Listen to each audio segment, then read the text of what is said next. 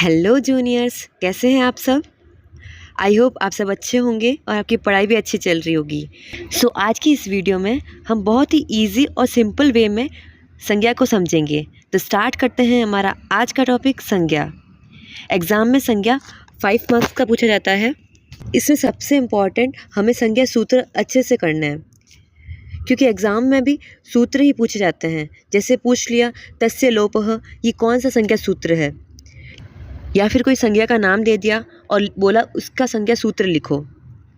तो हम स्टार्ट करते हैं। हम सबसे पहली संज्ञा पद संज्ञा, उसका सूत्र है सुप्तिगंतम पदम। उसका अर्थ होता है जो अंत में लगती है। जैसे इसमें दो आते हैं, सुबंध और तिगंत। सु ओजस और तिगंत में आएगा तिप तिस जी। सुबंध में 21 प्रत्यय लगते हैं और तिगंत में 18 प्रत्यय। फिर हमारी आती है संयोग संज्ञा, जिसका सूत्र है हलो अंतरः संयोगः, जिसका अर्थ होता है दो हल वर्ण के बीच में अच का न होना। ये क्या कहलाता है? संयोग संज्ञा। तीसरी आती है संहित संज्ञा, जिसका सूत्र है परः सन्निकर्ष संहिता। उसका अर्थ होता है वर्ण के अत्यधिक समीपता को ही संहिता कहा जाता है। चौथे नंबर पे हमारी आती है लोप संज्ञा, जिसका सूत्र है अदर्शनम लोपः। उस इत संज्ञक वर्ण का लोप हो जाता है। फिर हमारा आती है इत संज्ञा, जिसका सूत्र है तस्य लोपः और हल्यंतम। इसका अर्थ होता है माहेश्वर सूत्रों के अंत में जो व्यंजन आता है उसे इत संज्ञा कहते हैं। फिर हमारे आती है ह्रस्व दीर्घ और प्लुत संज्ञा।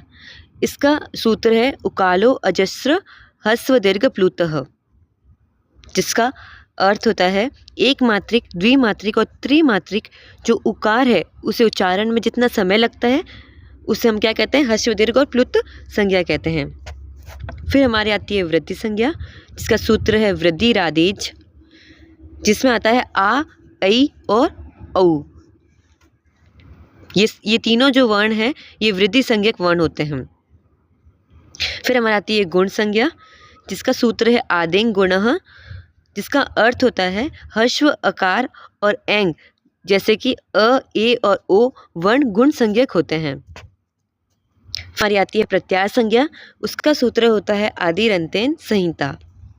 हमारी आती है उदात्त संज्ञा, जिसका सूत्र होता है उचेर उदात्तः। उसका अर्थ होता है जो ऊंचे स्वर में बोला जाता है उसे उदात्त संज्ञा कहते हैं। फिर हमारी आती है अनुदात्त संज्ञा, सूत्र होता है नीचेर अनुदात्तः।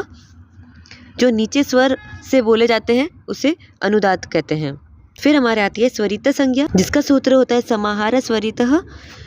जिस अच में उदात्त अनुदात्त दोनों धर्मों का समावेश होता है। जैसे जो अपनी स्वरितः संज्ञा है उसमें उदात्त और अनुदात्त दोनों का समाहार होगा, उसे हमें बोलेंगे स्वरितः संज्ञा। फिर हमारे आती है अनुनासिक, मुख नासिका वचनो अनुनासिकः। जो मुख से, नासिका से, वचन से जो बोली जाती है उसे क्या बोलेंगे अपन? अनुनासिक संज्ञा। फिर हमारी आती है स्वर्ण संज्ञा, जिसका सूत्र है तुल्यास्य प्रयत्नम स्वर्णम, जिसका अर्थ होता है तालु आदि स्थान और आभ्यंतर प्रयत्न ये दोनों जिस वर्ण के समान हो वह आपस में स्वर्ण संज्ञक होते हैं। जिसमें आते हैं री और री, ये स्वर्ण संज्ञक वर्ण है। फिर हमारी आती है निपात संज्ञा, जिसका सूत्र है चाद्यो असत्वे। फिर हमारी आती है उपसर्ग संज्ञा, जिसका सूत्र है उपसर्गः क्रिया योगे। इसमें जो 22 उपसर्ग होते हैं जिस समय पे ये क्रिया के साथ लगे उसे उपसर्ग संज्ञा कहते हैं।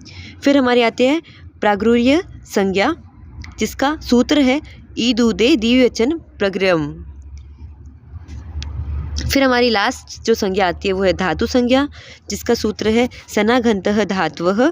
क्रिया का बोध कराने वाले भू आदि की धातु संज्ञा होती है। तो इसी के साथ हमारा टॉपिक ख़त्म होता है।